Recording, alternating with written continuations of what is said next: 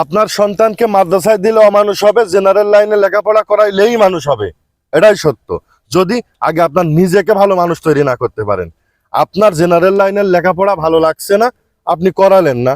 আপনার মাদ্রাসার লাইনের লেখাপড়া ভালো লাগছে, ছেলেকে মেয়েকে দিনের শিক্ষায় শিক্ষিত করতেছেন, ভালো কথা, এখানে দুঃখ নেই, কারোর কারোর কোনো দুঃখ নেই। আপনার সন্তান আপনার যেভাবে মন চায় আপনি লেখাপড়া করান। তবে আমার সম্প্রতি একটা মাদ্রাসায় দেখলাম কিছু মহিলারা যে টিচারদের সাথে এমন ব্যবহার করে, মনে হয় যে ওই মহিলা টিচার আর হচ্ছে যে ওই মাদ্রাসার হুজুর শিক্ষক উনি হচ্ছে ছাত্র, মানে এরকম একটা অবস্থা।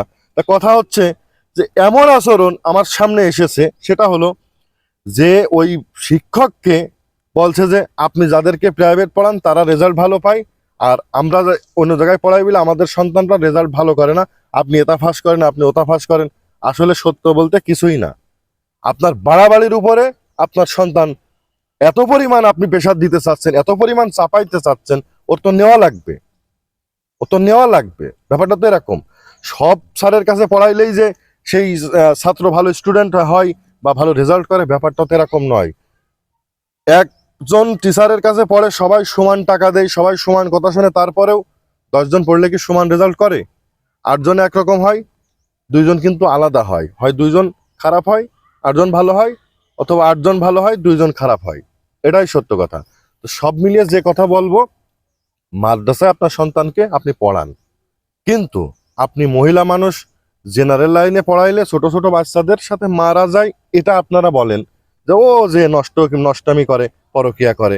ঠিক আছে, আপনি পরকিয়া করলেন না, কিন্তু আপনি যে পরিমাণ আপনি মাদ্রাসার টিচারের সামনে ক্লাস চলাকালীন আপনি পোলাপান ধরে মারছেন, তাহলে আপনার পোলাপানের শিক্ষা হবে কিভাবে সম্ভব?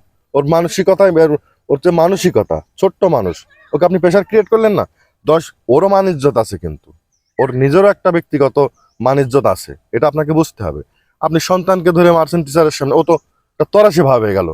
ও যে একটা থাপ্পড় মারলেন, ওর তো মাদ্রাসার প্রতি একটা আলাদা একটা হয়ে গেল, মানে লেখাপড়ার প্রতি মানসিকতা নষ্ট হয়ে গেল, তাইলে ও রেজাল্ট ভালো কেমনে করবে? এই জিনিসগুলো বোঝা উচিত, কিন্তু বাপ মারা বুঝতে চায় না, দিনের আলোয় আলোকিত করতে যে মানে কি বলবো। এই জন্য প্রথমে বলেছি যে জেনারেল লাইনে লেখাপড়া করাইলেই মানুষ হবে, মাদ্রাসার লাইনে লেখাপড়া করাইলে মানুষ হবে না, এটা কিন্তু সত্য না, এটা ভুল কথা।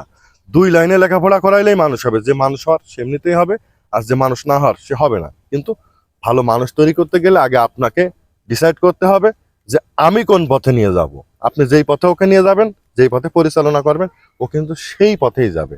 এজন্য বারবার বলছি যে যারা মাদ্রাসায় পোলাপান পড়াইতে চান, আমার কোনো দুঃখ নাই, জেনারেল লাইনের কথা আমি আজকে বলবোই না, আপনার মাদ্রাসার পক্ষেই আমি যাই আজকে।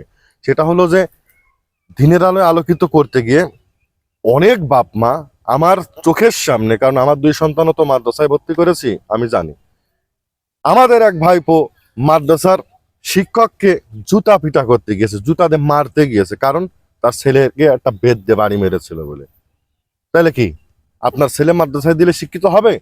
আগে আপনাকে আপনার নিজেকে শিক্ষিত করতে হবে। আপনি নিজে অশিক্ষিত, একজন টিচারকে আপনি মারতে যান কোন হিসেবে?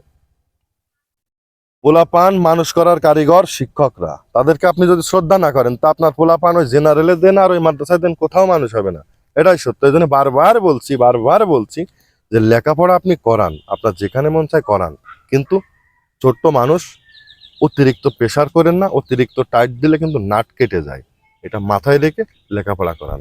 সকলে ভালো থাকুন, সুস্থ থাকুন।